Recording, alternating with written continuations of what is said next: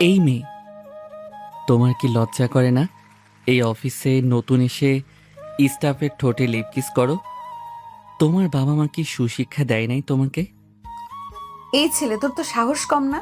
তুই আমার গালে চড় মারছিস? তুই জানিস আমি কে? আর তোর মতো স্টাফের ঠোঁটে লিপ কিস করবো? ওয়াক্থু। আবারও বেশি কথা বলতেছিস। আর তুই কে? কোন জমিদারের নাতি যে তুই বলতেছিস তোকে চিনতে? তোকে চেনার প্রয়োজন নেই আমার। তুই আগে এটা বল, আমার ঠোঁটে লিপ কিস করেছিস কেন? আমি কি তোকে অনুমতি দিয়েছিলাম লিপ কিস করার জন্য? দেখ, এখন কিন্তু বেশি হয়ে যাইতেছে। তুই কিন্তু বেশি বেশি কথা বলতেছিস। আর আমি কে জানতে চাস? আমি এই অফিসের বসের মেয়ে। এখন থেকে এই অফিসের বস। ফারিয়ার কথা শুনে ফারাজ অবাক হয়ে তাকিয়ে রইল ফারিয়ার দিকে। তার বসের গালে এইভাবে তিনটা চড় মারতে পারলো, আবার কত কিছু বলে দিয়েছে সে। এসব ভাবতেছে মনে মনে। এমন সময় ফারিয়া আবার বলে উঠল, কিরে, এখন কি ভাবতেছিস? এখন ভাবাভাবির সময় নেই। তুই 2 মিনিটের মধ্যে আমার কেবিনে আয়। তোর এমন অবস্থা করব, তুই শুধু দেখ। অনেক বেশি বার বেড়ে গেছিস। সামান্য অফিসের স্টাফ হয়ে আমার গালে চড় মারিস। আর ভুল করে তোর উপরে কেন যে পড়তে গেলাম আল্লাহ ভালো জানে। আর লিপকিসের কথা, এটা না হয় আমার কেবিনে আয়, এরপরে তোকে বোঝাবো। ম্যাডাম, প্লিজ মাফ করে দেন আমাকে। আমি বুঝতে পারি নাই যে আপনি এই অফিসের বস। আমি ভাবছিলাম যে আপনি এই অফিসের স্টাফ, তাই আপনার সাথে এরকম ব্যবহার করেছি। আমার সাথে যেরকম ব্যবহার করেছিস, আমিও তোর সাথে সেরকমই ব্যবহার করব। একবার তুই আমার কেবিনে আয়, এরপর তোকে দেখাচ্ছি মজা।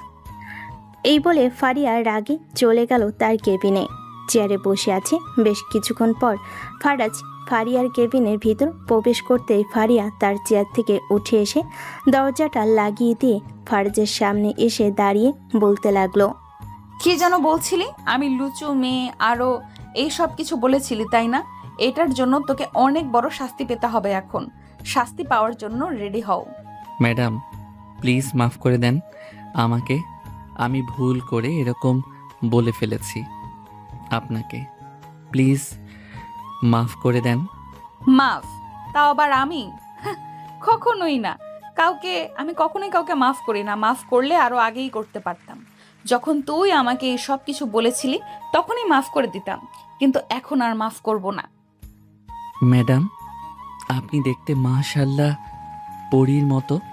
আপনি যদি আমার গার্লফ্রেন্ড হইতেন তাহলে আপনাকে পুরো এলাকায় ঘুরে ঘুরে দেখতাম। এই যে এখানে তুই আরেকটা ভুল কাজ করেছিস, আমাকে পাম দিয়েছিস। এখন তুই বলেছিস আমি তোর গার্লফ্রেন্ড হইলে আমাকে পুরো এলাকা ঘুরাবি। চল, তোকে ঘুরিয়ে নিয়ে আসতেছি আমি। এই বলে ফারিয়া ফারাজের পেটে 2টা ঘুষি মেরে দিল। পেটে 2টা ঘুষি মারতে ফারাজ 2 হাত দিয়ে পেট চেপে ধরে মাটিতে বসে পড়ল। এদিকে ফারিয়া ফারাজের মুখের সামনে এসে দাঁড়িয়ে ঠাস ঠাস করে ফারাজের গালে চড় মেরে দিল 2টা। ফারাজ মুখ বুজে সহ্য করতেছে। বেশ কিছুক্ষণ মারার পর ফারিয়া বলতে লাগলো, আমি তোকে মাফ করতে পারি যদি আমার কিছু শর্ত মানতে পারিস। পারবি তো আমার শর্ত মানতে? হ্যাঁ, মানতে পারবো। বলেন কি শর্ত মানতে হবে? এই নে 50 টাকা।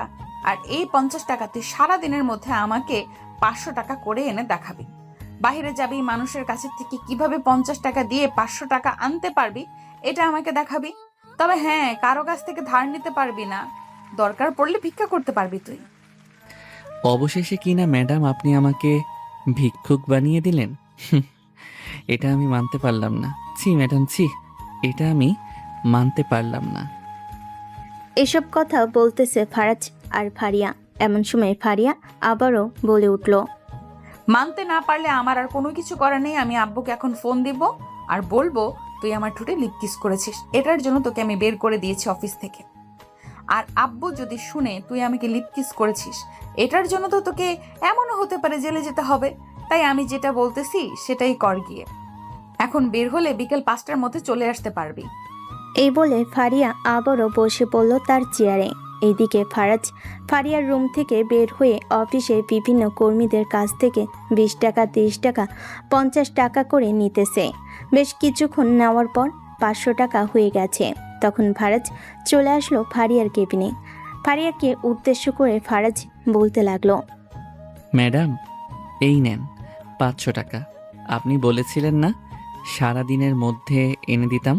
আমার সারা দিনের প্রয়োজন হয় নাই। আমি অফিসে সবার কাছ থেকে ভিক্ষা নিয়েছি, তাই অফিসের মধ্যেই 500 টাকা হয়ে গেছে। বাহ, তুই তো বেশ ভালো টাকা ভিক্ষা করতে পারিস। তাহলে এক কাজ কর, অফিসে না এসে রাস্তার একপাশে বসে ভিক্ষা কর গিয়ে। আমি শুনেছি মানুষ ভিক্ষা করে কোটিপতি হয়ে যায়। তুইও ভিক্ষা করতে থাক, দেখবি একদিন তুই কোটিপতি হয়ে গেছিস। ম্যাডাম, আমার কোটিপতি হওয়ার শখ নেই। আমি এমনিতেই ভালো আছি। ঠিক আছে, ভালো যেহেতু আছিস, এখন আমার কেবিনে যা, তোকে মাফ করে দিলাম এইবারের মতো। তবে একটা কথা মাথায় রাখিস, পরের বার কিন্তু আর মাফ করবো না। পরের বার যদি আমার সাথে এরকম করিস, তাহলে তোর পরিস্থিতি আরো অনেক ভয়ঙ্কর হবে। হ্যাঁ ম্যাডাম, আমি বুঝতেই পারছি আমার পরিস্থিতি আরও কত ভয়ঙ্কর হতে পারে। তার চাইতে ভালো হবে ম্যাডাম, আপনি এক কাজ করেন, আমাকে আপনার কেবিনে রেখে দেন। তখন আমি আর আপনার সাথে কোনো কিছু করতেও পারবো না, বা আপনাকে নিয়ে বাজে মন্তব্য করতে পারবো না। দেখ, তোর উল্টাপাল্টা কথা শুনে কিন্তু আমার মাথা গরম হয়ে যাইতেছে। তুই আমার মাথা গরম করাস না। এখান থেকে চলে যা, না হলে কিন্তু আমি এখন তোকে পিটাবো। যদি মাইনা খাইতে চাস তাহলে চলে যা তোর কেবিনে। ফারাজ পরিস্থিতি খারাপ দেখে তাড়াতাড়ি করে চলে আসলো তার কেবিনে। চেয়ারে বসে পড়তেই পাশে কেবিন থেকে রিয়া বলতে লাগলো, কি ব্যাপার ফারাজ, ম্যাডামের কেবিনে এতক্ষণ কি করছিলে? আর সবার কাছ থেকে 20 টাকা 30 টাকা করে ভিক্ষা নিচ্ছিলে কেন? সবার কাছ থেকে 20 টাকা 30 টাকা করে নিয়েছিলাম, কারণ একটা মহিলা অসুস্থ, তাকে দেওয়ার জন্য। ও আচ্ছা, এই নাও, আমিও তোমাকে আরো 2000 টাকা দিলাম। এই 2000 টাকা ওই মহিলাকে দিয়ে দিবে, যাতে ওই মহিলা ওষুধ এনে খেতে পারে। না, আর টাকা দেওয়ার দরকার নেই। আমি টাকা দিতেছি। ওই টাকা দিয়ে আশা করি তার 2 মাসের ওষুধ চলে আসবে। আচ্ছা, আবার যদি কারো হেল্পের প্রয়োজন হয় তাহলে আমাকে জানাবে, আমি না হয় কিছু টাকা দিয়ে সাহায্য করব। এসব বলতেছে ফারাজ আর রিয়া। এদিকে ফারিয়া তার কেবিনে বসে বসে কাজ করতেছে, আর সিসিটিভি ক্যামেরায় ফারাজের কাণ্ড কারখানা দেখতেছে। বেশ কিছুক্ষণ দেখার পর ফারিয়া তার কেবিন থেকে বের হয়ে চলে আসলো ফারাজের কাছে। ফারাজকে উদ্দেশ্য করে ফারিয়া বলতে লাগলো, এই যে মিস্টার ফারাজ সাহেব, আপনি গত 2 ঘন্টা ধরে দেখতেছি আপনার পাশের কেবিনে থাকা ওই মেয়েটার সাথে বসে বসে আড্ডা দিতেছেন। কি কাজ করেছেন এখন আমাকে দেখান। এই রে, এই মেয়ে তো সাংঘাতিক। এই মেয়েটা তো আমাকে চোখে চোখে রাখতেছে, কি করতেছি কি না করতেছি সব দেখতেছে। মনে মনে ফিসফিস করে লাভ নেই, আপনি তাড়াতাড়ি আপনার কাজ দেখান, আমার কাজ আছে। এখন যদি আপনি কাজ না দেখাতে পারেন, তাহলে আপনাকে এই অফিস থেকে এক্ষুনি বরখাস্ত করে দিব। আহ, সুন্দরী ম্যাডাম, আপনার প্যান্টের চেইন খোলা, একটু তাকিয়ে দেখেন। ফারিয়া নিচে তাকিয়ে চরম রেগে গেল, কারণ সে বোরকা পরে এসেছে। এদিকে ফারাজ হাসতে হাসতে মনে হচ্ছে নিচে গড়াগড়ি খাবে। এরকম অবস্থা এটা দেখে ফারাজের কান ধরে টানতে টানতে নিয়ে চলে আসলো গেটের সামনে। ফারাজকে গেটের বাইরে বের করে দিয়ে বলতে লাগলো, কাল থেকে আপনারা অফিসে আসার দরকার নেই, আপনি বাড়িতে থাকবেন। ম্যাডাম প্লিজ, আজকের মতো আমাকে মাফ করে দেন। আমি আর কখনো এই রকম কাজ করব না, প্লিজ। সরি মিস্টার ফারাজ সাহেব, আপনাকে আমি মাফ করতে পারবো না। আপনি চরম বেয়াদব, যার তার সাথে খারাপ ব্যবহার করেন, আবার উল্টাপাল্টা কথা বলেন। এইটার জন্য আপনাকে আমি বের করে দিলাম। এই বলে ফারিয়া চলে আসলো তার কেবিনে। অন্যদিকে ফারাজ বেশ কিছুক্ষণ ওইখানে বসে থেকে চলে গেল পাশেই। কলিং বেল দিতেই তার ছোট ভাই এসে দরজা খুলে দিল। ফারাজকে দেখে বলতে লাগলো, কি ব্যাপার ভাইয়া, তুমি আজকে অফিস থেকে এত তাড়াতাড়ি চলে এসেছো? মাথা ব্যথা করছিল, এটার জন্য ম্যাডামের কাছ থেকে ছুটি নিয়ে তাড়াতাড়ি চলে এসেছি। আর তুই আজকে স্কুলে যাস নাই নাকি? আম্মু কোথায়, বাসায় আছে নাকি কোথাও গেছে? আম্মু তো বাসায় আছে আর তুমি এইভাবে ঘামতেছো। দাঁড়াও, আম্মুকে ডেকে আনতেছি। নিশ্চয়ই তুমি কিছু করেছো, না হলে তো তুমি এত তাড়াতাড়ি অফিস থেকে আসো না। আম্মু আম্মু তাড়াতাড়ি নিচে আসো, দেখে যাও, ভাইয়া অফিসে মনে হয় কোনো কিছু করেছে। এটার জন্য ভাইয়াকে বের করে দিয়েছে অফিস থেকে। ফারাজের আম্মু নিচে নামতে নামতে ফারাজকে উদ্দেশ্য করে বলতে লাগলো। কি রে ফারাজ, অফিসে কি হয়েছে সত্যি করে বল তো। আগে তো তুই কখনো এত তাড়াতাড়ি অফিস থেকে বাড়িতে আসতি না, আজকে কেন এত তাড়াতাড়ি চলে আসলি বাড়িতে? আম্মু, আমি সত্যি কথা বলতেছি। আমি অফিসে কোনো কিছুই করি নাই। মাথা ব্যথা করছিল তো, তাই আর কি ম্যাডামের কাছ থেকে ছুটি নিয়ে চলে এসেছি। আম্মু, ভাইয়া একদম মিথ্যা কথা বলতেছে। ভাইয়া নিশ্চয়ই অফিসে কোনো কিছু করেছে। রাজ, তুই একদম চুপ থাক। ফারাজ, যা রুমে গিয়ে ফ্রেশ হয়ে ঘুমা। রাত 2টা অবধি গেমস খেলিস, সকালবেলা উঠে অফিস যেতে পারিস না। ভালোই হয়েছে চলে এসেছিস। ফারাজ চুপচাপ চলে আসলো তার রুমে, বিছানায় শুয়ে পড়ল। অন্যদিকে ফারিয়া তার কেবিনে বসে আছে। এমন সময় ম্যানেজার এসে বলতে লাগলো। ম্যাডাম, আপনি ফারাজকে বের করে দিয়েছেন। ফারাজ তো এই অফিসে সবচেয়ে খুব বেশি ভালো কাজ করে। সবার সাথে খারাপ ব্যবহার করলেও সে কিন্তু বসের সাথে খুব ভালো ব্যবহার করে। আপনি অফিসে প্রথম এসেছেন আজকে, তাই হয়তো জানেন না। ওনাকে ফোন দিয়েও আবার অফিসে নিয়ে আসেন। উনি না আসলে ক্লায়েন্টদেরকে বুঝিয়ে দিবে কে? ওনার মতো একটা খারাপ ছেলেকে আমি এই অফিসে জায়গা দিতে পারবো না। আমি ক্লায়েন্টদের সাথে মিটিং করব, তবুও ওই ছেলের মতো খারাপ ছেলেকে আমি এই অফিসে জায়গা দিব না। ঠিক আছে ম্যাডাম, এটা আপনার ব্যাপার। আপনি জায়গা দিলে দিবেন, না দিলে না দিবেন। তবে আমি এটা বলতে পারি, তাকে ছাড়া আপনি মিটিং সম্পূর্ণ করতে পারবেন না। একটা না একটা জায়গায় আটকে যাবেন, এই বলে দিলাম। ঠিক আছে, এইটা না হয় পরে দেখা যাবে। আমি যদি আটকে যাই তাহলে আমি তাকে নিজে গিয়ে নিয়ে আসব। এখন আপনি যান, যদি কোনো মিটিং থাকে তাহলে আমাকে ডাক দিবেন। ম্যানেজার চলে গেল তার কেবিনে। দুপুর 2টা খাওয়া দাওয়া শেষ করে ফারিয়া বসে আছে তার কেবিনে। এমন সময় তার ফোনটা বেজে উঠল। তাকিয়ে দেখে তার আব্বু কল দিয়েছে। কলটা রিসিভ করতেই ওপাশ থেকে ফারিয়ার আব্বু বলতে লাগলো। ফারিয়া, কয়েকজন লোক আমাদের অফিসে যাইতেছে, তাদের সাথে একটা জরুরি মিটিং আছে। তুই ফারাজ নামের একটা ছেলে আছে, তাকে নিয়ে মিটিংটা সম্পূর্ণ করে ফেলবি। আপু, ওর মতো একটা লুচ্চা বদমাইশ ছেলেকে তুমি অফিসে রেখেছো। সে আমার সাথে খারাপ ব্যবহার করেছে, এটার জন্য আমি তাকে বের করে দিয়েছি। আমি একাই মিটিং সম্পূর্ণ করব। তুই এই কাজটা মোটেও ভালো করলি না। একবারও কি আমাকে জিজ্ঞাসা করার প্রয়োজন মনে করলি না যে একটা ছেলেকে অফিস থেকে বের করে দিবি? আমি আমার আব্বুকে জিজ্ঞাসা করে নেই। আব্বু, ছেলেটা ভালো না, এটার জন্য আমি বের করে দিয়েছি। আর তুমি এত কথা পেঁচাচ্ছ কেন? আমার কিন্তু কথা পেঁচানো একদম ভালো লাগে না।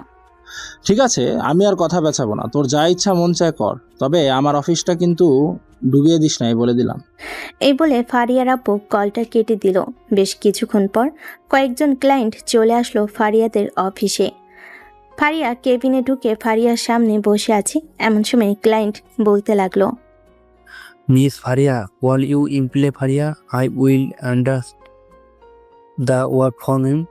সরি মিস্টার ফুরকান আহমেদ, ফারাজ নামের কেউ এই অফিসে চাকরি করে না। তাকে বরখাস্ত করা হয়েছে গত পরশুদিন। আপনি আমার কাছ থেকে সবকিছু ডিটেলস বুঝে নেবেন। Okay miss Faria. ফারিয়া ক্লায়েন্টদেরকে খুব ভালোভাবে বুঝিয়ে দিল, কিন্তু তারা এতটাও বুঝলো না। 2বার করে বোঝাচ্ছে ফারিয়া, কিন্তু তারা অর্ধেক বুঝেছে আর বাকি অর্ধেক বুঝে নাই। ক্লায়েন্ট ফারিয়াকে উদ্দেশ্য করে বলতে লাগলো। সরি মিস ফারিয়া, আমরা আপনার কাজ অর্ধেকটা বুঝেছি, বাকি অর্ধেকটা বুঝি নাই। আমরা এইখানে সময় দিলে তো চলবে না, আমাদেরকে আরও বিভিন্ন জায়গায় যেতে হবে। আমরা এখানে প্রায় 2 ঘন্টা ধরে বসে আছি, আপনি একটা কাজ বুঝতে পারেন নাই, আমরা আপনার সাথে কাজ করতে পারবো না। সরি মিস্টার ফুরকান আহমেদ, আমি আরেকবার বুঝিয়ে দিতেছি। এবার আপনারা বুঝে ফেলবেন আশা করি। ফারিয়া আরেকবার বুঝিয়ে দিতেই তারা বুঝে ফেল। ক্লায়েন্ট প্রজেক্ট ডিল করে চলে গেল। এইদিকে ম্যানেজার সাহেব ফারিয়ার কেবিনের ভিতর ঢুকে ফারিয়াকে উদ্দেশ্য করে বলতে লাগলো। ম্যাডাম, ক্লায়েন্ট বোঝানো আপনার কাজ না। দেখছেন, আপনি গত 3 ঘন্টার মধ্যে মাত্র একটা কাজ বুঝিয়েছেন তাদেরকে। আর এইখানে ফারাজ থাকলে 40 মিনিটের ভেতরে 4 থেকে 5টা কাজ বুঝিয়ে ফেলতো। ম্যানেজার সাহেব, আমি এই অফিসে নতুন এসেছি। কিভাবে কাজ করতে হয় এটা আমার জানা ছিল না, তবে এখন আমি খুব ভালো করে বুঝে গেছি। সো আমাকে আর কাজ শেখাতে আসবেন না, আপনি আপনার কাজ করেন গিয়ে। ম্যানেজার সাহেব মাথা নিচু করে ফারিয়ার কেবিন থেকে বের হয়ে চলে আসলো তার কেবিনে। অন্যদিকে ফারাজ হাঁ করে উপরের দিকে তাকিয়ে ঘুমাচ্ছে আর নাক ডাকতেছে। বেশ কিছুক্ষণ এইভাবে নাক ডাকার পর বিকেল 4টায় ঘুম ভেঙে গেল ফারাজের। ঘুম থেকে উঠে ফ্রেশ হয়ে বসে আছে, এমন সময় তার ফোনটা বেজে উঠল। তাকিয়ে দেখে অচেনা নাম্বার থেকে কল এসেছে। কলটা রিসিভ করতেই ওপাশ থেকে ফারিয়া বলতে লাগলো, এই যে মিস্টার ফারাজ সাহেব, আপনি কালকে অফিসে আসবেন, আপনার সাথে জরুরি কথা আছে। কালকে অফিসে এসে আপনার কাগজপত্র আর অন্যান্য জিনিস নিয়ে যাবেন। ম্যাডাম প্লিজ এবারের মতো আমাকে মাফ করে দেন। আমি তো আপনার কাছে মাপ চাইতেছি। আপনি যা বলবেন এখন থেকে আমি তাই করতেও রাজি আছি। শেষবারের মতো মাফ করে দেখেন আমাকে। সত্যি বলতেছেন তো নাকি মিথ্যা বলতেছেন? আবার কাজের মধ্যে ফাঁকি দিয়ে মেয়েদের সাথে আড্ডায় মেতে উঠবেন। ম্যাডাম আমি সত্যি কথা বলতেছি, আমি আর আড্ডা দিব না। এই শেষবারের মতো আপনার কাছে বিনীত অনুরোধ করতেছি, আমি আর কখনো এইরকম কাজ করব না। যদি আমাকে দেখতে পান এইরকম কাজ করতে তাহলে তখন সাথে সাথে বের করে দিয়েন। ঠিক আছে, কালকে আপনি সকাল সকাল অফিসে চলে আসবেন, জরুরি কাজ আছে আর আপনাকে নিয়ে আরেক জায়গায় যাব। ফারিয়া ফারাজের সাথে কথা বলে ফোনটা কেটে দিল। এদিকে ফারাজ মুচকি একটা হাসি দিয়ে আয়নার দিকে তাকালো। সে মনে মনে কি প্ল্যান করেছে এটা না হয় আপনারা পরে জানতে পারবেন।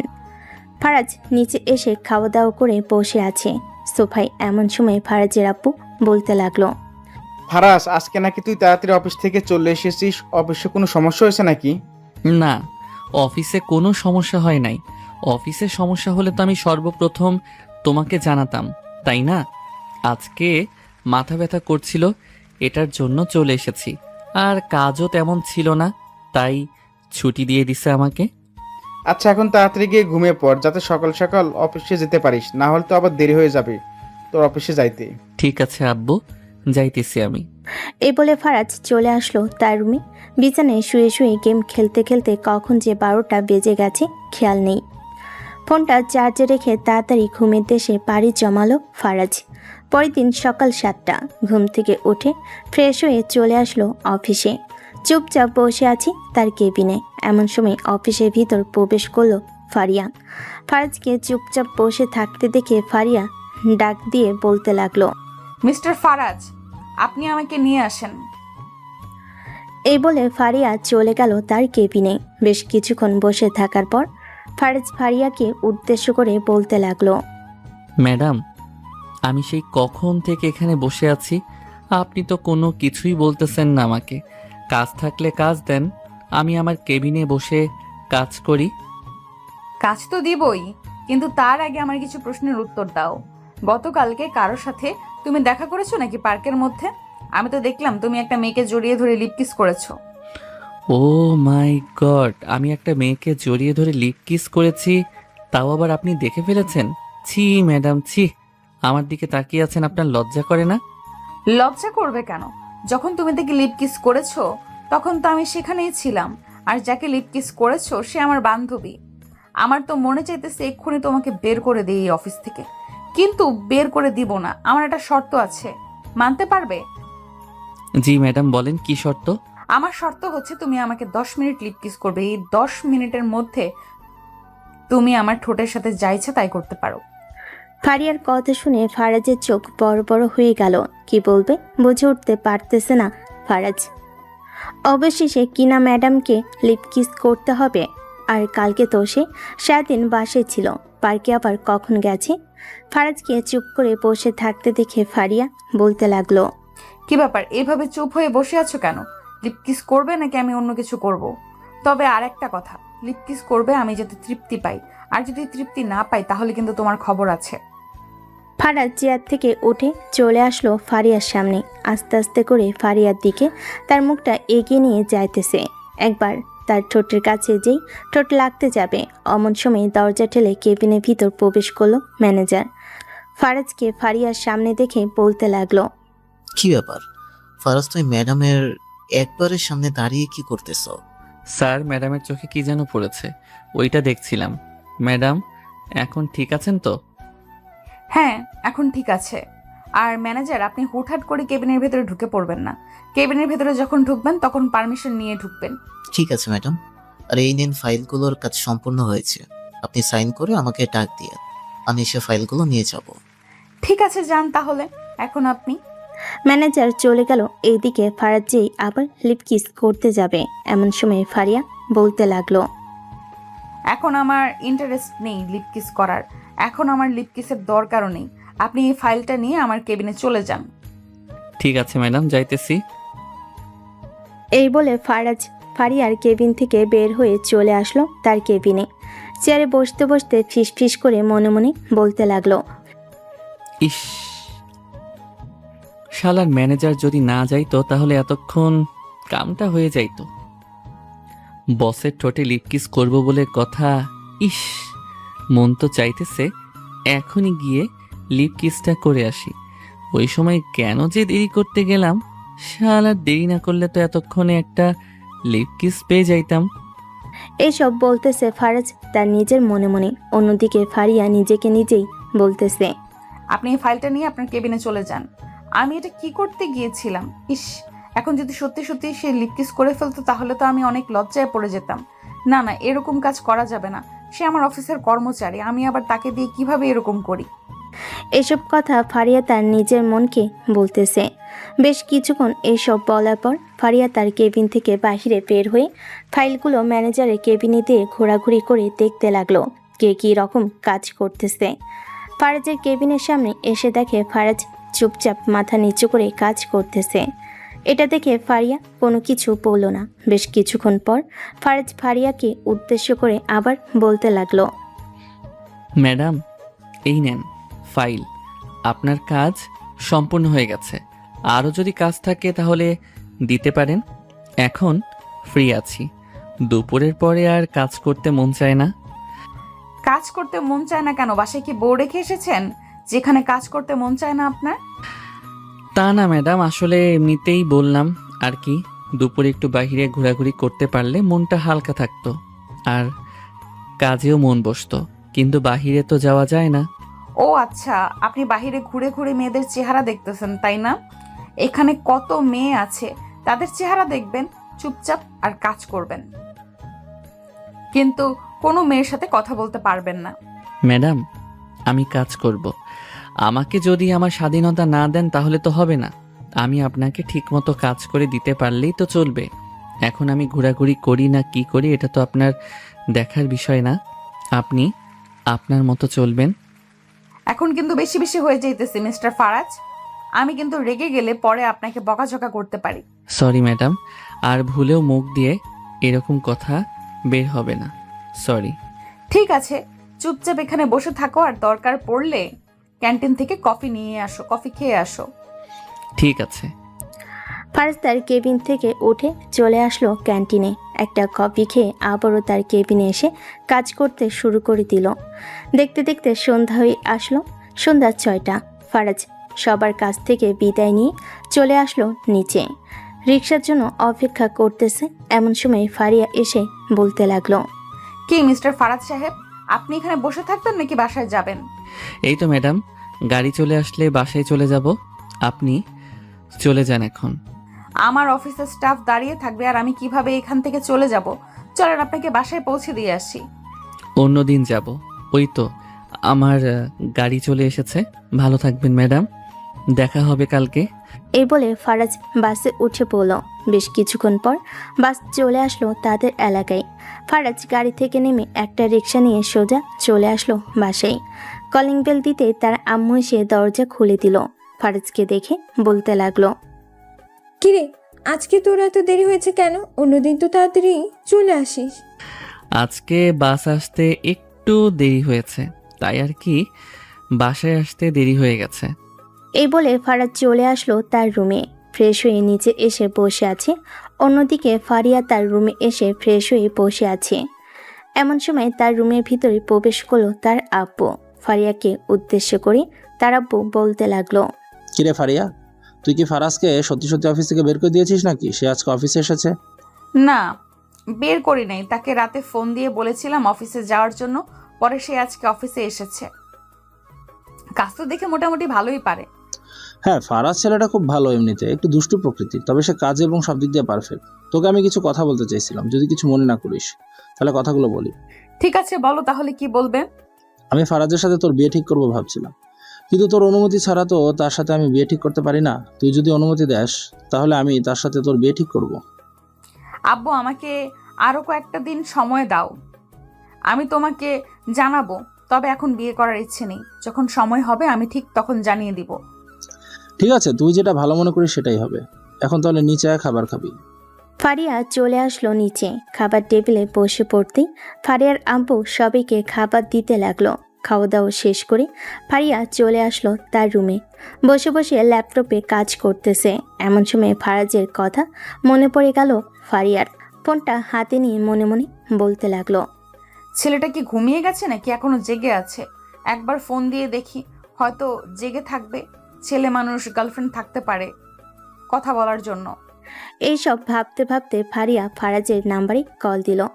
এদিকে ফারাজ গেম খেলতেছে। হঠাৎ তার বসের কল পেয়ে চমকে উঠল আর মনে মনে বলতে লাগলো, হঠাৎ আবার এত রাতে কল দিয়েছে কেন?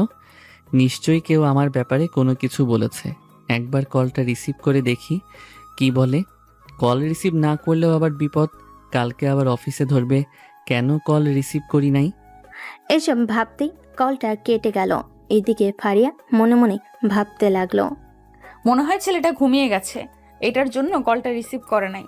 যাক, আমিও কিছুক্ষণ কাজ করি, ঘুমের দেশে পাড়ি জমাই, সকালে আবার অফিসে যেতে হবে।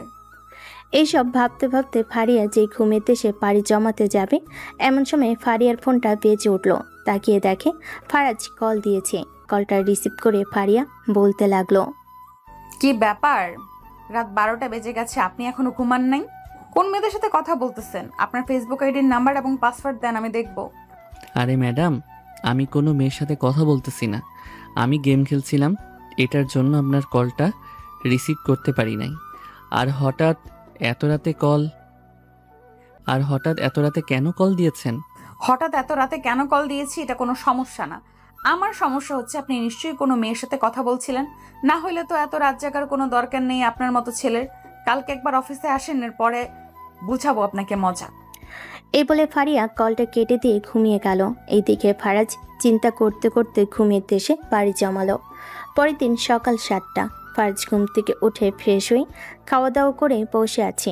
এমন সময় তার ছোট ভাই রনি বলতে লাগলো, ভাইয়া, আমি তোমার ব্যাপারে একটা গোপন কথা জেনে গেছি। এখন যদি তুমি আমাকে 500 টাকা না দাও তাহলে আমি তোমার ব্যাপারে সবকিছু বলে দিব সবাইকে। মানে তুই আমার ব্যাপারে কি গোপন কথা জেনেছিস? আগে আমাকে বল, এরপরে আমি তোকে টাকা দিব। আর তুই একটা পিচ্চি মানুষ, 500 টাকা দিয়ে কি করবি? 500 টাকা দিয়ে আমার গার্লফ্রেন্ডকে নিয়ে ফুচকা খেতে যাও। এখন যদি তুমি আমাকে টাকা না দাও তাহলে কিন্তু আমি আম্মুকে গিয়ে বলতেছি সেই কথাটা। আম্মু আম্মু, ফারাজ ভাইয়া। ফারাজ রনি মুখ টিপে ধরল। তার পকেট থেকে 500 টাকার একটা নোট বের করে রনির হাতে দিয়ে বলতে লাগলো, এখন বল, তুই আমার ব্যাপারে কি গোপন কথা জানিস? এখন যদি আমাকে না বলিস তাহলে কিন্তু আমি পিটাবো তোকে। আমাকে পিটানো দরকার নেই, তার আগে তুমি আমার হাত ছেড়ে দাও, এরপর আমি বলতেছি। ফারাজ রনির হাত ছেড়ে দিতে রনি কিছুটা দূরে গিয়ে বলতে লাগলো, ভাই, আমি দেখে ফেলেছি তোমার টুনটুনি ছোট। এই বলে রনি এক দৌড়ে চলে আসলো তার রুমে। দরজাটা লাগিয়ে দিয়ে বসে রইল। এদিকে ফারাজ ভ্যাবাচেকা খেয়ে গেল আর বলতে লাগলো, রনি আমার টুনটুনি কখন দেখলো? যাক, এখন কোনো কিছু করা যাবে না।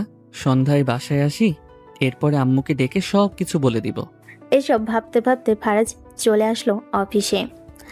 তার কেবিনে ভিতরে ঢুকতে যাবে এমন সময় পাশে কেবিন থেকে রিয়া বলতে লাগলো, ফারিয়া ম্যাডাম তোমাকে বলেছে যে তার কেবিনে যাওয়ার জন্য। তুমি একটু ফারিয়া ম্যাডামের কেবিন থেকে ঘুরে আসো। কি ব্যাপার, আজকে ম্যাডাম এত তাড়াতাড়ি চলে এসেছে? আগে তো কখনো এত তাড়াতাড়ি আসে নাই। যাই, গিয়ে দেখে আসি। কালকে রাতের জন্য তো নিশ্চয়ই কোনো কিছু করবে আমাকে, এটা আমি একদম শিওর। এইসব বলতেছে আর আল্লাহর নাম নিয়ে হাঁটতেছে। 2 মিনিট হাঁটার পর চলে আসলো ফারিয়ার কেবিনে। বেশ কিছুক্ষণ বসে থাকার পর ফারাজ বলতে লাগলো, ম্যাডাম, আপনি নাকি আমাকে ডেকেছেন? হ্যাঁ, আমি আপনাকে ডেকেছি। 4-5 মিনিট এখানে বসেন, আমি আমার কাজটা শেষ করে এরপরে আপনার সাথে কথা বলতেছি। ফারাজ চুপচাপ বসে। এইদিকে ফারিয়া তার কাজ শেষ করে ফারাজের সামনে এসে দাঁড়িয়ে বলতে লাগলো, কালকে রাতে তুই কি করেছিলি? কোন মেয়ের সাথে কথা বলছিলি? আমাকে সবকিছু বলবি। আর তোর ফোন আমাকে দে, আমি দেখব তুই কোন মেয়ের সাথে কথা বলিস। ফারাজ বারবার ঢোক গিলতেছে কিন্তু কোনো কিছু বলতেছে না। এটা দেখে ফারিয়া ফারাজের পকেট থেকে ফোনটা হাতে নিয়ে ফারাজের ফিঙ্গারপ্রিন্ট দিয়ে লকটা খুলে ফেসবুকে ঢুকতে দেখতে পেল ফারাজ প্রায় অনেক মেয়ের সাথে কথা বলে। এটা দেখে ফারিয়া ফারাজের মুখ টিপে ধরে বলতে লাগলো, কিরে, তুই না বলেছিলি কোনো মেয়ের সাথে কথা বলিস না? এখন এইসব কি দেখতেছি আমি?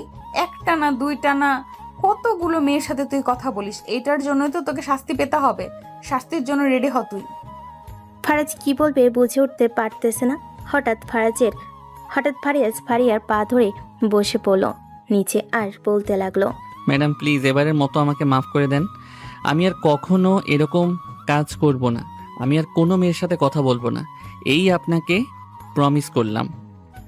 তোদের মতো ছেলেদের বিশ্বাস নেই। তোরা যা ইচ্ছা তাই করতে পারিস। তার চাইতে ভালো হবে এই ফোনটা এখান থেকে আমার কাছে থাকবে, এবং আমি তোকে নতুন একটা ফেসবুক আইডি খুলে দিব এবং এই আইডিটা এখন ডিলিট করে দিব। ম্যাডাম এই আইডিটা আমার গেমিং আইডি, প্লিজ ডিলিট করবেন না। আমি আপনাকে কথা দিতেছি এবং আমার ফেসবুক আইডির পাসওয়ার্ড আপনাকে দিয়ে রাখতেছি। আপনি দেখবেন আমি কোনো মেয়ের সাথে কথা বলি কি না। ফেসবুক আইডিটা ডিলিট করে ফেললে আমার গেমিং আইডিটা ডিলিট হয়ে যাবে। আমি অনেক টাকা খরচ করেছি এটার জন্য। আপনার দুইটা পায়ে ধরে বলতেছি প্লিজ আইডিটা ডিলিট করবেন না। ঠিক আছে, আইডি ডিলিট করব না। এখন আমার পা ছাড় আর চেয়ারে বস। আমি যা যা বলবো তাই তাই করবি। ঠিক আছে ম্যাডাম, আপনি যা যা বলবেন আমি তাই তাই করতে রাজি আছি। তবুও প্লিজ এমন কাজ করবেন না।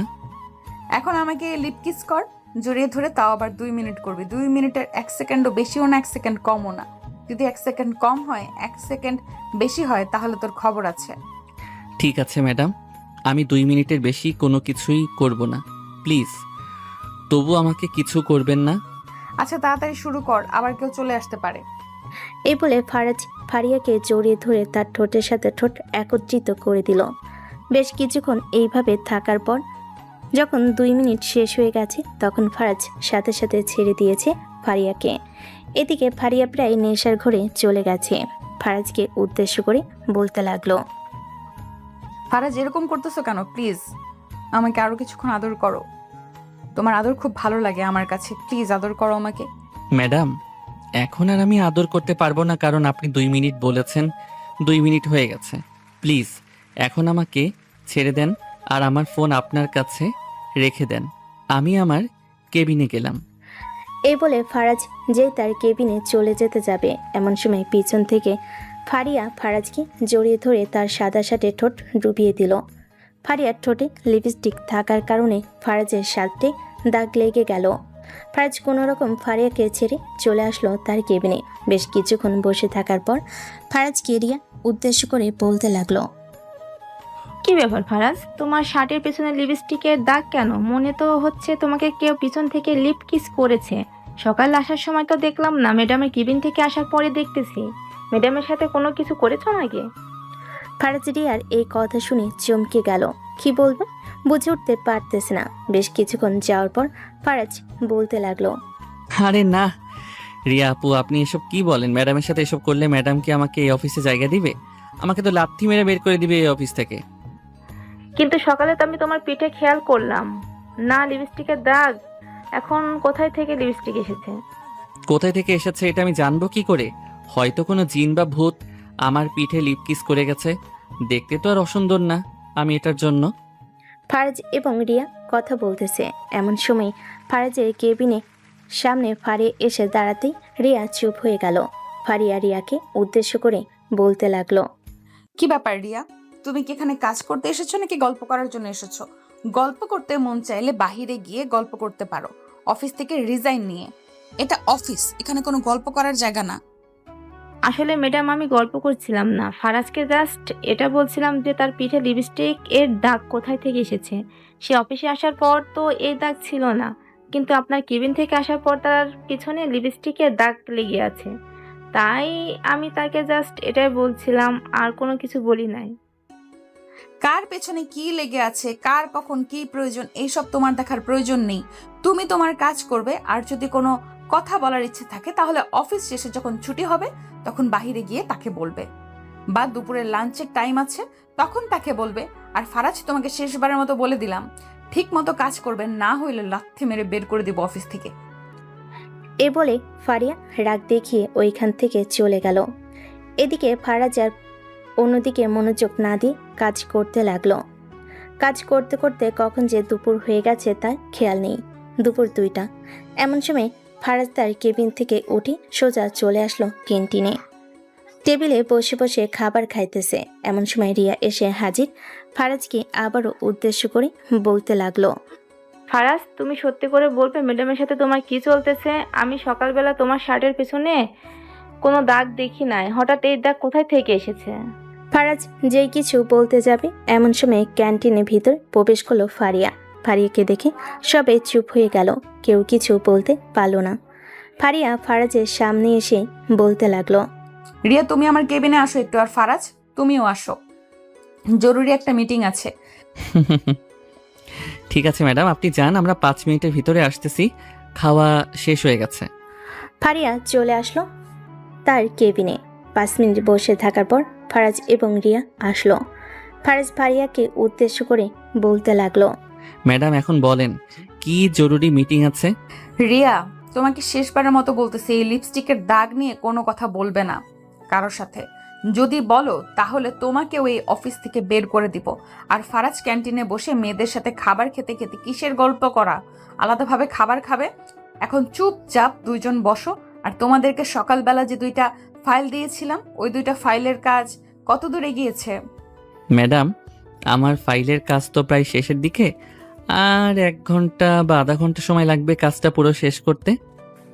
ম্যাডাম, আমার কাজ শেষ করতে আর 2 ঘন্টা সময় লাগবে। আপনি আমাকে 2 ঘন্টা সময় দিন, আমি 2 ঘন্টার মধ্যে কাজটা শেষ করে আপনাকে দিয়ে দিতেছি। ঠিক আছে, তুমি তোমার কেবিনে গিয়ে কাজ শুরু করে দাও। আর ফারাজ, তুমি তোমার কেবিন থেকে তোমার ফাইলটা নিয়ে আমার কেবিনে চলে আসো। তোমার সাথে আরো জরুরি কিছু কথা আছে এই ফাইলের ব্যাপারে। কাজ করবে আর আমার সাথে কথা বলবে, তাড়াতাড়ি যাও। ফারাজ চলে আসলো তার কেবিনে। ফাইল নিয়ে আবারও চলে আসলো ফারিয়ার কেবিনে। চেয়ারে বসে বসে কাজ করতেছে। এমন সময় ফারিয়া তার চেয়ার থেকে উঠে ফারাজের সামনে এসে দাঁড়িয়ে তার ঠোঁটের সাথে ঠোঁট একত্রিত করে দিল। ফারাজ এতে একদম প্রস্তুত ছিল না। প্রায় 5-6 মিনিট পর ফারিয়া ছেড়ে দিয়ে বলতে লাগলো, মিস্টার ফারাজ, আপনাকে আমার এত ভালো লাগে কেন বলেন তো? আমি মনে হয় আপনাকে ভালোবেসে ফেলেছি, আমি আপনাকে বিয়ে করতে চাই। ফারিয়ার মুখে এই কথা শুনে ফারাজ অবাক হয়ে ফারিয়ার মুখের দিকে তাকিয়ে রইল। কি বলবে বুঝে উঠতে পারতেছে না। বেশ কিছুক্ষণ পর ফারিয়া আবারও বলতে লাগলো, কি ব্যাপার, এভাবে হা করে তাকিয়ে আছো কেন আমার দিকে? আমি কি জীব নাকি জন্তু যে এইভাবে আমার দিকে হা করে তাকিয়ে আছো? ম্যাডাম, আমি আপনাকে বিয়ে করতে পারবো না, কারণ আমার গার্লফ্রেন্ড আছে, তার সাথে আমার 5 বছরের রিলেশন। তাকে আমি বিয়ে করব, তাও আবার সামনের মাসের 10 তারিখে। ফারাজ এটা বলতেই ফারিয়া তার টেবিল উপর থেকে ফল কাটার ছুরিটা নিয়ে ফারাজের গলায় দড়ি দিয়ে বলতে লাগলো, অন্য মেয়ের কথা বললে একদম মেরে মাটি চাপা দিয়ে দিব। আমি যে 2-2বার লিপ কিস করলাম, তোকে পেছন থেকে জড়িয়ে ধরে তোর পিঠে আমার ঠোঁটের লিপস্টিক লাগিয়ে দিলাম, এইটার পাওনা যতক্ষণ তুই শোধ না করতে পারবি ততক্ষণ আমি তোকে ছাড়বো না। আরে ম্যাডাম, রেগে যাইতেছেন কেন এত? আমি তো আর বলি নাই যে আমি শুধু তাকেই বিয়ে করব। ইসলামে তো 4টা বিয়ের অনুমতি আছে। আপনাকে না হয় 2য় বিয়ে করব, তাহলেই তো হবে। 2য় বিয়ে আমি তোকে করাচ্ছি। একমাত্র আমাকে ছাড়া তুই কোনো মেয়েকে স্পর্শ করলে তোর হাতের কবজি আমি কেটে নদীর জলে ভাসিয়ে দেব। আমাকে এখনো চিনিস না তুই। আমি কি জিনিস আস্তে আস্তে হারে হারে টের পাবি। আমি এখনই টের পাইতেছি আপনি কি জিনিস। আবার বিয়ে করলে তো আমার জীবন তেনা তেনা বানিয়ে ফেলবেন। শুধু তেনা তেনা না, ছেঁড়া কাঁথা বানিয়ে আমার গায়ে জড়িয়ে দিবেন। এটা আমি খুব ভালো করেই বুঝতেছি। এসব কথা বলতেছে ফারাজ তার নিজের মনে মনে। এইদিকে ফারিয়া বেশ ভালো করেই বুঝতে পারতেছে ফারাজ নিজের মনে মনে কিছু একটা বলেছে। ফারিয়া আবার ফারাজকে উদ্দেশ্য করে বলতে লাগলো, মনে মনে বিড়বিড় না করে সোজা সাপটা বলে দেখি কি বলতেছিস। নিশ্চয়ই আমাকে নিয়ে বাজে কথা বলতেছিস, তাই না? দাঁড়া, তোকে আরো শাস্তি দিতে হবে, না হইলে তুই আমার হবি না। আরে ম্যাডাম, আমি আপনাকে বকা দিতেছি না। আমি ভাবছিলাম যে আপনি যদি আমার বউ হন তাহলে তো খুব ভালো হবে। আপনি আমাকে অনেক টাকা পয়সা দিবেন, এইসব ভাবছিলাম আর কি। কিন্তু আপনি তো আমার উপরে রেগে গেছেন, তাই আপনাকে কিভাবে শান্ত করতে হয় এটাই ভাবছিলাম। আপনাকে কিভাবে কি করলে শান্ত হবেন বলেন তো একটু। হুম হুম। বেশি কিছু না, জাস্ট তুই আমাকে একটু জড়িয়ে ধরে আদর করবি, আর কোনো কিছুই লাগবে না। ম্যাডাম, আমি আপনাকে আদর করতে পারবো না, কারণ আমাদের এখনো বিয়ে হয় নাই। বিয়ে হলে আমি নিশ্চয়ই আপনাকে আদর করতে পারতাম। ওরে বলদের বাচ্চা, আমি কি তোকে এই আদরের কথা বলেছি? আমি জাস্ট বলেছি যে আমাকে জড়িয়ে ধরে আমার ঠোঁটে একটা লিপ কিস করবি। ঠিক আছে ম্যাডাম, আপনি যেভাবে বলবেন সেভাবেই হবে। এই বলে ফারাজ ফারিয়াকে জড়িয়ে ধরে লিপ কিস করলো। বেশ কিছুক্ষণ এইভাবে থাকার পর ফারাজ ফারিয়াকে ছেড়ে দিয়ে কাজ শেষ করে ফারিয়াকে উদ্দেশ্য করে বলতে লাগলো। এই নেন ম্যাডাম, আপনার কাজ কমপ্লিট হয়েছে। আরেকটা কথা, আমাকে কি আজকে একটু তাড়াতাড়ি ছুটি দিতে পারবেন? আমি একটু বাসায় যাব, আমার ছোট ভাইয়ের সাথে জরুরি কিছু কথা আছে। এখন কোনো ছুটি নেই, ছুটি একেবারে 6টার সময় দিব। এখন তুই আমার সামনে থাকবি, আর কোনো কিছু লাগবে না। বসে থাকতে ভালো লাগতেছে না, আমি একটা কাজ করি, অফিসটা একবার ঘুরে ঘুরে দেখে আসি, এরপরে না হয় আপনার কেবিনে এসে বসে থাকবো। আপনার যতক্ষণ ইচ্ছা ততক্ষণ না হয় আমাকে দেখেন। ঠিক আছে, এটাই তাহলে যাতে মনে থাকে তোর। এই বলে ফারাজ চলে আসলো বাইরে। পুরো অফিসটা ঘুরে ঘুরে বিকাল 5টা বেজে গেল। 5:10 ফারাজ ফারিয়ার কেবিনের ভিতর প্রবেশ করতে দেখতে পেল ফারিয়া ম্যানেজারের সাথে কথা বলতেছে। এটা দেখে ফারাজ যেই চলে আসতে যাবে এমন সময় ফারিয়া বলতে লাগলো। বাইরে যাওয়ার ভেতরে এসে বসে থাকো। ফারাজ ভিতরে এসে বসে রইল। বেশ কিছুক্ষণ পর ম্যানেজার চলে যেতে ফারাজ ফারিয়াকে উদ্দেশ্য করে বলতে লাগলো। ম্যাডাম, প্রায় 6টা বেজে গেছে, এখন আমাকে ছুটি দিয়ে দেন, আমি বাসায় চলে যাই। ছুটি দিয়ে দেন করতেছিস কেন? চুপচাপ এখানে বসে থাক। যতক্ষণ আমি এখানে বসে থাকবো ততক্ষণ তুইও বসে থাকবি। ভাবছিলাম তোকে ছুটি দিয়ে দিব, কিন্তু ছুটি দিব না। সন্ধ্যা 7টার সময় তোকে ছুটি দিব, এর আগে একবারও ছুটি দিব না। এসব কথা বলতেছে ফারিয়া ফারাজকে। এইদিকে ফারাজ মুখ ফুলে বসে আছে। বেশ কিছুক্ষণ বসে থাকার পর ফারিয়া ফারাজকে উদ্দেশ্য করে বলতে লাগলো। ঠিক আছে, তাহলে বাসায় চলে যা, তোকে ছুটি দিয়ে দিলাম। তার আগে আমার গালে একটা লিপ কিস করে যা। ফারাজ ফারিয়ার গালে একটা লিপ কিস করে ওইখান থেকে সোজা চলে আসলো তার রুমে। তার ব্যাগটা নিয়ে সোজা চলে আসলো বাহিরে। বাসের জন্য দাঁড়িয়ে আছে। বেশ কিছুক্ষণ পর বাস আসতেই ফারাজ বাসে উঠে সোজা চলে আসলো তাদের এলাকায়। একটা রিক্সা নিয়ে বাড়ির দিকে রওনা দিল। প্রায় 10 মিনিট পর চলে আসলো বাসায়। কলিং বেল দিতেই রনি এসে দরজাটা খুলে দিল। ফারাজকে দেখে যেই দৌড়ে পালিয়ে যেতে যাবে এমন সময় ফারাজ রনির হাত ধরে বলতে লাগলো। কোথায় পালিয়ে যাইতেছিস? আজকে কোথাও পালিয়ে যেতে পারবি না। তোর সাথে আমার কথা আছে, যতক্ষণ আমার কথা শেষ না হবে ততক্ষণ আমি তোকে ছাড়তেছি না। ভাইয়া, আমাকে মাফ করে দাও। আমি না তোমার ছোট ভাই? ছোট ভাইদেরকে তো সম্মান করতে হয়। এভাবে মারলে পরে তো তোমার ছোট ভাই মেয়ে নিয়ে চলে আসবে বাসায়, তখন কিন্তু তোমার ছোট ভাই এবং তার বউকে খাওয়াতে হবে। এই তোর দুধের দাঁত পড়েছে, তুই যে বলতেছিস মেয়ে নিয়ে চলে আসবি বাসায়, এখনো তো আমি বিয়েই করি নাই, তার আগে তুই এইসব কথা বলতেছিস। নিশ্চয়ই এখানেও ঘাপলা আছে।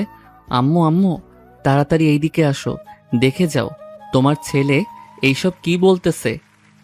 আম্মু, ওই আম্মু তাড়াতাড়ি আসো, ভাইয়া দেখো আমাকে ধরে রেখেছে। বিকালে আমি ভাইয়াকে দেখেছি যে ভাইয়া একটা মেয়ে নিয়ে পার্কে বসে আছে। এখন আমি তোমাকে এই কথা বলে দিব, এটার জন্য ভাইয়া আমাকে জোর করে ধরে রেখেছে। তুমি ভাইয়াকে কিছু বলো তাড়াতাড়ি। ফারাজ, রনিকে ছেড়ে দে। রনি তোর কি ক্ষতি করেছে যে তুই রনিকে ধরে রেখেছিস?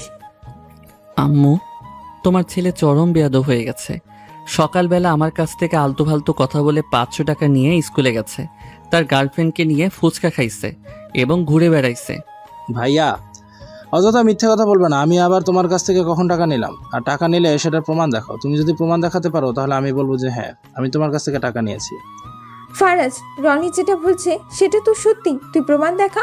প্রমাণ দেখাতে পারলে তো আমি রনিকে বকা দিব। তাড়াতাড়ি প্রমাণ দেখা। আম্মু, টাকা দেওয়ার সময় কি আমি সিসি ক্যামেরা লাগিয়ে রেখেছিলাম নাকি যে তোমাদেরকে প্রমাণ দেখাতে পারবো?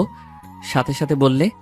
দেখো আম্মু, রনি কিন্তু মিথ্যা কথা বলতেছে, পরে কিন্তু তোমরা সত্যি সত্যি ফেসে যাবে সে যদি বাসায় মেয়ে নিয়ে চলে আসে। রনি যদি মেয়ে নিয়ে বাড়িতে চলে আসতে পারে তাহলে তুই এতদিন কি করছিস? দামড়া হইতেছিস? আজ পর্যন্ত একটা মেয়ে নিয়ে বাড়িতে আসতে পারলি না। বাড়িতে আসতে পারলে তো নিজের মনকে বুঝাতে পারতাম যে আমার ছেলে একটা মেয়েকে ভালোবাসে, তাকে বাড়িতে নিয়ে এসেছে। কিন্তু তুই তো সেটাও করতে পারলি না, আবার বড় বড় কথা বলতেছিস। শালার কোথায় আইসা পড়লাম। হে আল্লাহ, আমাকে এই দুনিয়া থেকে উঠাইয়া নাও না কেন। আমাকে উঠাই নিলে তো আমি বেঁচে যাই এই মানুষদের হাত থেকে। মানুষের দোয়ায় কখনো গরু মরে না, তবে গরুর দোয়ায় আবার মানুষও মরতে পারে। তুমি এক কাজ করো, পাশের বাসার রহিম কাকার 2টা গরু আছে, ওই 2টা গরুকে গিয়ে বলো যে তোমার জন্য দোয়া করার জন্য, যাতে ওই 2টা গরু দোয়া করলে তুমি তাড়াতাড়ি মরে যেতে পারো। ভাই, 2টা গরুর দোয়া লাগবে না, তুই এক কাজ কর, আমাকে গলা টিপে মেরে ফেল, তাহলেই আমি মরে যাব। এই বলে ফারাজ চলে আসলো তার রুমে। বেশ কিছুক্ষণ বসে থাকার পর ফ্রেশ হয়ে নিচে এসে খাওয়া দাওয়া করে আবারও তার রুমে এসে বিছানায় শুয়ে আছে। এমন সময় তার রুমের ভিতরে প্রবেশ করলো রনি আর বলতে লাগলো, ভাইয়া সরি, আসলে তোমার সাথে ওই সময় খারাপ ব্যবহার করার জন্য। আর আমি 500 টাকা নিয়েছি, ওইটা আমার এক বন্ধুকে হেল্প করেছি। তার আম্মু খুবই অসুস্থ, এটার জন্য আমি তাকে 500 টাকা দিয়েছি। প্লিজ কিছু মনে করো না, পরে আমি আস্তে আস্তে টাকা জমিয়ে তোমাকে দিয়ে দিব। ফারিয়া খাবার খেতে খেতে তার আব্বুর সাথে আরও কিছুক্ষণ কথা বলে চলে আসলো তার রুমে। বেশ কিছুক্ষণ বসে থাকার পর ফারিয়া তার ফোনটা হাতে নিয়ে দেখে রাত 1টা বেজে গেছে। এটা দেখে ফারিয়া আর ফারাজকে ফোন দেয় নাই। বেশ কিছুক্ষণ পর ফারিয়া ঘুমের দেশে পাড়ি জমালো। পরের দিন সকাল 10টা। ফারিয়া ঘুম থেকে উঠে ফ্রেশ হয়ে বসে আছে। এমন সময় তার আম্মু এসে বলতে লাগলো, আব্বু আর 2 মাস পর ফারাজের পরিবারের সাথে আমার বিয়ে ঠিক করবে। আমি ফারাজকে বিয়ে করব। কয়েকদিন আগে তো তুই বলেছিলি ফারাজ ছেলেটা খুবই বাজে, তাহলে এখন বিয়ে করার জন্য পাগল হয়ে গেছিস কেন? ভালো খারাপ সবার মধ্যেই থাকে, তোমাকে যেটা বলেছি সেটাই করবে। 2 মাস পর আমি যখন বলবো তখন তুমি যাবে। ঠিক আছে, 2 মাস পর তুই যখন বলবি তখন আমি যাব। ফারিয়া, তোর চাচাতো ভাই রবিন আসতেছে, তাকে কি তুই গিয়ে নিয়ে আসতে পারবি স্টেশন থেকে? হঠাৎ রবিন আসতেছে কেন? তার কি এখানে কোনো জরুরি প্রয়োজন আছে নাকি? তার তো ঢাকায় কোনো প্রয়োজন নেই, তাহলে সে আসতেছে কেন? কেন, রবিন আসলে তোর কি কোনো সমস্যা নাকি? রবিন কি তোকে বিরক্ত করে নাকি যে তুই বলতেছিস সে আমাদের বাসায় আসতে পারবে না? সে তোর চাচাতো ভাই, সে আমাদের বাসায় আসতে পারবে। আর এখানে আসতেছে তার ছোট বোনকে কলেজে ভর্তি করানোর জন্য। সে 2 দিন থেকে 3 দিনই এই বাড়ি থেকে এরপরে চলে যাবে। ফারিয়া তার আম্মুর মুখে মুখে আর কিছু বলল না। বেশ কিছুক্ষণ এইভাবে যাওয়ার পর ফারিয়া তার আম্মুর কাছ থেকে বিদায় নিয়ে চলে আসলো অফিসে। তার কেবিনের ভিতর প্রবেশ করতে যাবে এমন সময় দেখতে পেল ফারাজ একটা অচেনা মেয়ের সাথে বসে বসে কথা বলতেছে। এটা দেখে ফারিয়া ফারাজের কেবিনের সামনে এসে বলতে লাগলো, কি ব্যাপার ফারাজ, এই মেয়েটা কি? আগে তো কখনো এই অফিসে তাকে দেখি নাই। ম্যাডাম, এটা আপনার পিএ, স্যার নাকি পাঠিয়েছে তাকে। সে এই অফিসের সামনে এসে দাঁড়িয়েছিল, পরে আমি তার পরিচয় জিজ্ঞেস করার পর আপনার আব্বুর নাম বলেছে। আমার তো এখন বিয়ের দরকার নেই। তুমি এক কাজ করো, যেখান থেকে তুমি এসেছো সেখানে চলে যাও। আমি আব্বুকে ফোন দিয়ে বলে দিয়েছি যে আমার এখন আর বিয়ের দরকার নেই। ম্যাডাম, এরকম করবেন না। আমি অন্য অফিসে চাকরি পাই নাই বলে আপনার আব্বুর কাছে অনেক অনুরোধ করেছিলাম। পরে আপনার আব্বু আমাকে এই চাকরিটা দিয়েছে। আপনি আমাকে এই অফিসে যে কোনো একটা কাজে লাগিয়ে দেন, আমি কাজ করতে পারবো। আচ্ছা, তুমি ওই যে পাশের কেবিনে রিয়া নামের একটা মেয়ে আছে, তার কেবিনে গিয়ে বসে থাকো। আমি তোমাকে কিছুক্ষণ পর জানাচ্ছি। আর ফারাজ, তোমার বিচার আছে। তোমাকে কতবার বলেছিলাম যে কোনো মেয়েদের সাথে কথা বলবে না, তবুও তুমি মেয়েদের সাথে কথা বলছো। ম্যাডাম, আমি তো আর ইচ্ছা করে কথা বলতে চাই নাই। মেয়েটা বিপদে পড়েছে, এটার জন্যই তো আমি কথা বলেছি। এটার জন্য যদি আপনি শাস্তি দেন তাহলে দিবেন, আমি শাস্তি মাথা পেতে নিব। ফারিয়া কোনো কিছু না বলে সোজা চলে আসলো তার রুমে। বেশ কিছুক্ষণ বসে থাকার পর ফারিয়া তার আব্বুর সাথে কথা বলে মেয়েটাকে রিয়ার সাথে কাজে লাগিয়ে দিল। মেয়েটা রিয়াকে উদ্দেশ্য করে বলতে লাগলো, আপু, আমি একটা জিনিস খেয়াল করলাম। এই অফিসের বস মানে ফারিয়া ম্যাডাম ওই ছেলেটার প্রতি অনেকটা অধিকার দেখায়। ছেলেটা কি ম্যাডামের কিছু লাগে নাকি? এসব তো আমরা জানি না। আর ওই ছেলেটা বেশ ভালো কাজ পারে, হয়তো এটার জন্য ম্যাডাম তার সাথে এরকম করে। ম্যাডামকে এসব জিজ্ঞেস করতে যাবে না, আবার জিজ্ঞেস করলে পরে তোমাকে আবার চাকরি থেকে বের করে দিবে। যখন ম্যাডামের মুড ভালো থাকে তখন ম্যাডাম সবার সাথে ভালো ব্যবহার করে, আর যখন একটু রেগে থাকে তখন মনে হয় আগুনের ফুল কি ঝরতেছে। এইসব বলতেছে রিয়া। খাদিজাকে। বেশ কিছুক্ষণ এইভাবে যাওয়ার পর খাদিজা তার কাজ শেষ করে বসে আছে। দেখতে দেখতে দুপুর হয়ে আসলো। দুপুরে ফারাজ ফারিয়ার কেবিনের ভিতর প্রবেশ করতে ফারিয়া বলতে লাগলো, ফারাজ, আজকে আমাদের দুজনের জন্য খাবার অর্ডার করেছি। তুমি আমার সাথে আজকে খাবার খাবে? ম্যাডাম, আমি তো বাড়ি থেকে খাবার নিয়ে এসেছি। আমি আপনার সাথে খাবার খেতে পারবো না, সরি। ওই খাবারগুলো দরকার পড়লে অন্যজন খাবে, তবু আজকে তুমি আমার সাথে আমি যে খাবারগুলো অর্ডার করেছি সেই খাবারগুলো খাবে। ঠিক আছে ম্যাডাম, আপনি যা বলবেন তাই হবে। বেশ কিছুক্ষণ পর খাবার আসতেই দুজন খাওয়া দাওয়া করে বসে রইল। এমন সময় কেবিনের ভিতর প্রবেশ করলো খাদিজা। খাদিজাকে দেখে ফারিয়া বলতে লাগলো, কি ব্যাপার, তুমি হঠাৎ আমার কেবিনে এসেছো? কোনো কিছু বলবে নাকি? ম্যাডাম, আমার তো কাজ শেষ। অন্য কোনো কাজ থাকলে আমাকে দেন, আমি করে দেই। যেহেতু তোমার কাজ শেষ হয়ে গেছে, তুমি নতুন, সো আজকে তুমি বাসা চলে যাও। কালকে নয় আবার অফিসে আসবে, তখন তোমাকে কাজ দিব। ঠিক আছে ম্যাডাম, আমি তাহলে গেলাম। আর ফারাজ, ধন্যবাদ তোমাকে আমাকে সকালবেলা এতটুকু টাইম দেওয়ার জন্য। এই বলে খাদিজা চলে যেতেই ফারাজ হাঁ করে তাকিয়ে রইল ফারিয়ার দিকে। এইদিকে ফারিয়া রাগে আবার চোখ লাল করে ফারাজের দিকে তাকিয়ে রয়েছে। এমন সময় ফারাজ বলতে লাগলো, সরি ফারিয়া, আমি আর কখনো কোনো মেয়ের সাথে কথা বলবো না। এই তোমার মাথা ছুঁয়ে বলতেছি, শেষবারের মতো আমাকে মাফ করে দাও। ফারিয়া অভিমান করে বসে আছে। এইদিকে ফারাজ ফারিয়াকে কোলে তুলে নিয়ে টেবিলের উপর বসিয়ে দিয়ে ফারিয়ার ঠোঁটের সাথে ঠোঁট একত্রিত করে দিল। বেশ কিছুক্ষণ পর ফারিয়া ফারাজকে ছেড়ে দিয়ে বলতে লাগলো, ফারাজ, তুমি কি আমাকে ভালোবাসো না? দেখো, আমি তোমাকে ছেড়ে থাকতে পারবো না। আমি তোমাকে ভালোবেসে ফেলেছি। যতদিন বেঁচে থাকবো ততদিন তোমার বুকে এবং তোমার পাশে থাকবো। আর যদি তুমি আমাকে না রাখো তাহলে আমি আত্মহত্যা করব। এইসব বাজে কথা বলবে না, একদম বলে দিলাম তোমাকে। তুমি যতদিন বেঁচে থাকবে ততদিন আমার হয়ে থাকবে। কিন্তু আমি একটা কথা ভাবতেছি, আমার মতো মধ্যবিত্ত একটা পরিবারের ছেলের সাথে তোমার আব্বু বিয়ে দিবে আমাকে? হ্যাঁ, আমার আব্বু আরো অনেক আগে থেকেই আমাকে বলে রেখেছে। বলেছে যে তোমাকে যদি আমার ভালোভাবে পছন্দ হয় এবং তোমার আচার ব্যবহার পছন্দ হয়, তাহলে তোমার পরিবারের সাথে আমাদের বিয়ের কথাবার্তা বলবে। আমি আব্বুকে বলে দিয়েছি যে সামনের মাসে যাতে আমাদের বিয়ের কথাবার্তা বলে। ভালো কাজ করেছো। এখন প্লিজ রাগ করো না আমার উপর। চলো আজকে তোমাকে নিয়ে কিছুক্ষণ ঘোরাঘুরি করব। আজকে কাজ না হয় ম্যানেজারকে বলে যাও, ম্যানেজার করে রাখবে। ঠিক আছে, তুমি নিচে যাও, আমি ম্যানেজারকে বলে পরে নিচে আসতেছি। ফারাজ চলে গেল নিচে। বেশ কিছুক্ষণ দাঁড়িয়ে দাঁড়িয়ে দারুণের সাথে গল্প করার পর দেখতে পেল ফারিয়া আসতেছে। ফারিয়াকে দেখে ফারাজ চলে আসলো ফারিয়ার কাছে। ফারিয়া ফারাজকে উদ্দেশ্য করে বলতে লাগলো, ফারাজ, রিক্সা দিয়ে ঘোরাঘুরি করবে নাকি গাড়ি দিয়ে ঘোরাঘুরি করবে? চলো রিক্সা দিয়ে ঘোরাঘুরি করি, গাড়ি নিয়ে অলিগলি দিয়ে যাওয়া যাবে না। ঠিক আছে, চলো তাহলে যাওয়া যাক। এই বলে ফারিয়া ফারাজকে নিয়ে চলে আসলো একটা পার্কে। বেশ কিছুক্ষণ বসে থাকার পর ফারিয়া ফারাজকে উদ্দেশ্য করে বলতে লাগলো, আচ্ছা ফারাজ, তুমি কি কোনো মেয়ের সাথে রিলেশন করো নাই? না, আমি কোনো মেয়ের সাথে রিলেশন করি নাই। রিলেশন করলে নিশ্চয়ই তোমাকে বলতাম। তাহলে মেসেঞ্জারে ওই মেয়েগুলোকে, যাদের সাথে তুমি ভিডিও কলে কথা বলছো, অডিও কলে কথা বলছো, আর কত চ্যাটিং করেছো? ওই মেয়েগুলো হচ্ছে আমার ফেসবুক ফ্রেন্ড। তাদের সাথে দীর্ঘ 3.5 বছর ধরে কথা বলতেছি। বলতে গেলে এক কথাই তারা আমাকে ভালোবেসে ফেলেছে। কিন্তু আমি তাদেরকে বলে দিয়েছি যে আমি তাদেরকে ভালোবাসতে পারবো না। আমার সব ভালোবাসা আমি আমার বউকে দিব। এরপর থেকে তারা আর আমার সাথে বেশি যোগাযোগ করে নাই। মাঝে মধ্যে মেসেজ করে, তাই ওদের মেসেজে রিপ্লাই দেই। ও আচ্ছা। ফারাজ এবং ফারিয়া ঘোরাঘুরি করতেছে। অন্যদিকে অফিসে রিয়া চুপচাপ বসে আছে তার কেবিনে।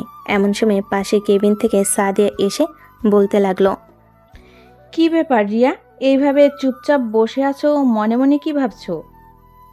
তেমন কিছু না সাদিয়া, এই ভাবছিলাম যে ম্যাডামের সাথে ফারাজের কি সম্পর্ক। ম্যাডাম ফারাজকে নিয়ে কোথায় যেন গেছে, এসব ভাবছিলাম আর কি। সত্যি বলতে ফারাজকে আমি পছন্দ করি, কিন্তু কখনো তাকে বলতে পারি নাই। ফারাজকে পছন্দ করো? তাকে পাওয়ার আশা ছেড়ে দাও, কারণ আমাদের ফারিয়া ম্যাডাম তাকে পছন্দ করে। এবং আজকে বলতে শুনছি যে ফারিয়া ম্যাডামের আব্বু নাকি ফারাজদের বাসায় যাবে তাদের দুজনের বিয়ের ব্যাপারে কথা বলার জন্য। তার মানে এটার জন্য ওরা দুজনে এভাবে ঘনিষ্ঠ হয়ে থাকে বেশিরভাগ। ওই দিন ফারাজের পিঠে লিপস্টিকের দাগ দেখেছি, নিশ্চয়ই ওইটা ফারিয়া ম্যাডাম দিয়েছে, আর কেউ দেয় নাই। এইসব কথা বলতেছে রিয়া এবং সাদিয়া। এদিকে রিয়ার মন খারাপ হয়ে গেছে। অন্যদিকে ঘোরাঘুরি শেষ করে দুজন চলে আসলো অফিসে। সন্ধ্যায় দুজনে কাজ থেকে বিদায় নিয়ে সোজা চলে আসলো বাড়িতে। ফারিজ কলিং বেল দিতে রনি এসে দরজা খুলে দিল। ফারিজকে দেখে বলতে লাগলো, কি ব্যাপার ভাইয়া, এভাবে মিটমিট করে হাসতেছো? নিশ্চয়ই কোনো কারণ আছে। কোনো মেয়ের সাথে ঘুরতে গেছিলে নাকি? কোন মেয়ের সাথে ঘুরতে গেলেই যে হাসতে হবে মিটমিট করে, এটা কোনো কথা? আর তোর কি হয়েছে? তুই পড়তে বসিস না কেন? স্কুলে যাস না নাকি? আমাদের স্কুল 10 দিনের জন্য বন্ধ দিয়েছে, এটার জন্য তো আমি স্কুলে যাই না। ও আচ্ছা, আমার মনে ছিল না তোদের স্কুল যে 10 দিনের জন্য বন্ধ দিয়েছে। আচ্ছা, আমি রুমে গেলাম, ফ্রেশ হয়ে আসতেছি, পরে তোর সাথে বসে গল্প করব। এই বলে ফারাজ চলে আসলো তার রুমে। ফ্রেশ হয়ে বসে আছে তার রুমে। এমন সময় ফোনটা বেজে উঠলো। তাকিয়ে দেখে ফারিয়া কল দিয়েছে। কলটা রিসিভ করতে ফারিয়ার সাথে কথা বলতে লাগলো। প্রায় রাত 2টা। রাত প্রায় 2টা। কথা বলা শেষ করে ফারাজ নিচে এসে তার নিজের হাতে খাবার নিয়ে খাওয়া দাওয়া করে চলে আসলো রুমে। বিছানায় শুয়ে পড়তে ঘুমের দেশে পাড়ি জমালো ফারাজ। দেখতে দেখতে এইভাবে কেটে গেল 2টি মাস। ফারিয়া এবং ফারাজ দুজনকে ভালোবেসে ফেলেছে। ফারাজ ফারিয়ার কেবিনে বসে আছে। এমন সময় ফারিয়া ফারাজকে উদ্দেশ্য করে বলতে লাগলো, ফারাজ, আমি কালকে আব্বু আম্মুকে নিয়ে তোমাদের বাসায় যাব আমাদের বিয়ের ব্যাপারে কথা বলার জন্য। তুমি তোমার আব্বু আম্মুকে বলে দিবে। দেখতে দেখতে 2 মাস চলে গেছে। আমি তো ভাবছিলাম মাত্র 2 দিন হয়েছে। মিস্টার ফারাজ সাহেব, দিনকাল দেখতে দেখতে চলে যায়। এটার জন্য আপনার মনে হয় 2 দিন হয়েছে মাত্র। এখন আপনি বাসায় চলে যান, আর কালকে আমরা সকাল 10টার দিকে তোমাদের বাসায় থাকবো। ঠিক আছে ম্যাডাম, এখন তাহলে আমি যাই। মুয়া, মুয়া। এই বলে ফারাজ ফারিয়ার 2 গালে 2টা চুমু দিয়ে চলে আসলো বাসায়। তার আম্মুকে বলতে তার আম্মু বিশাল বড় একটা লম্বা বাজারের লিস্ট ধরিয়ে দিতে ফারাজ বাজার এসে বাজার করে নিয়ে চলে গেল বাসায়। রাতে খাওয়া দাওয়া শেষ করে রুমে এসে ফারিয়ার সাথে কথা বলতে লাগলো। কথা বলতে বলতে কখন যে সকাল হয়ে গেছে খেয়াল নেই ফারাজের। সকাল 10টা। ফারিয়া ফারাজদের বাসায় বসে আছে। ফারাজের আব্বু আম্মু এবং ফারিয়ার আব্বু আম্মু কথা বলতেছে। বেআই সাহেব, বিয়েটা আমরা নগদ 30,000 টাকা দিয়ে করতে চাই। এখানে দেনা পাওনা কোনো কিছুই নেই। আমরা আমাদের মেয়েকে সাজিয়ে দিব, পরে আপনারা আপনাদের বৌমাকে কি দিবেন কি না দিবেন তা আমার দেখার বিষয় না। ঠিক আছে? তবে আর একটা কথা, আমরা কিন্তু যৌতুক নিতে চাই না। আমাদের কোনো কিছু প্রয়োজন নেই। আল্লাহর রহমতে আমাদের বাড়িতে সব কিছুই আছে। আপনার একমাত্র মেয়ে আমাদের বাড়িতে আসলে সে সুখে থাকবে আশা করি। সুখে থাকবে বলেই তো আমি আপনার ছেলের সাথে আমার মেয়ের বিয়ে দিতেছি। না হলে কি আমি কখনো আমার মেয়েকে আপনার ছেলের সাথে বিয়ে দিতাম? সবাই টুকটাক কথা বলতেছে। অন্যদিকে ফারাজ এবং ফারিয়া ছাদে বসে গল্প করতেছে। এমন সময় পিছন থেকে রনি ফারিয়ার চোখ দুহাতে বন্ধ করে দিল আর বলতে লাগলো, বলেন তো আমি কে? তুমি আর কি হবে? তুমি আমার লক্ষ্মী দেবর। এখন আমার চোখ ছাড়ো আর সামনে আসো। রনি ফারিয়ার চোখ ছেড়ে দিয়ে ফারিয়ার সামনে চলে আসলো। ফারিয়া বেশ কিছুক্ষণ রনির সাথে গল্প করে 3জন চলে আসলো নিচে। খাওয়া দাওয়া শেষ করে বসে আছে। এমন সময় ফারিয়া বলতে লাগলো, আব্বু আম্মু বিয়ের সকল কথাবার্তা ফাইনাল করে ফেলেছে নাকি? হ্যাঁ, আমরা বিয়ের সকল কথাবার্তা ফাইনাল করে ফেলেছি। কেন, তোর কি কিছু বলার আছে নাকি? হ্যাঁ, আমার কিছু বলার আছে। আমি অনুষ্ঠান করে বিয়ে করতে চাই না। আমি একজন মধ্যবিত্ত পরিবারের ছেলে মেয়েদের যেভাবে বিয়ে হয় আমি ওইভাবে বিয়ে করব। দরকার পড়লে 5 জন মুরব্বি ডেকে এনে বিয়ে করবো ফেলবো, তবু আমি অনুষ্ঠান করে বিয়ে করবো না।